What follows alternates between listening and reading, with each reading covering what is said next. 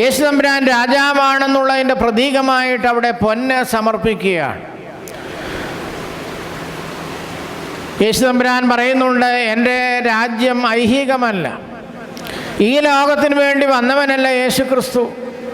അവൻ രാജാവാണ്, പ്രവാചകനാണ്, പുരോഹിതനാണ്. എന്നാൽ രാജാവായിട്ടോ പ്രവാചകനായിട്ടോ പുരോഹിതനായിട്ടോ ഈ ലോകത്തിലെ ഐഹിക ലോകത്തിലെ ആധിപത്യത്തിൽ നിൽക്കുവാനായിട്ടല്ല. യേശുവിനോട് രണ്ട് ശിഷ്യന്മാർ, അവരുടെ മാതാവൊക്കെ വന്ന് പറയുന്നുണ്ട്, നീ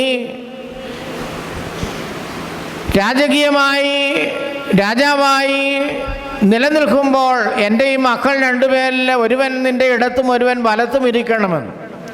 അപ്പോൾ ശിഷ്യന്മാർ പോലും, അല്ലെ ശിഷ്യന്മാരുടെ മാതാപിതാക്കൾ പോലും, അല്ലെങ്കിൽ തന്നോട് പറ്റിച്ചേർന്ന ഓരോരുത്തരും അവൻ രാജാവായിട്ട് ഈ ലോകത്തിൽ വാഴുമെന്നുള്ള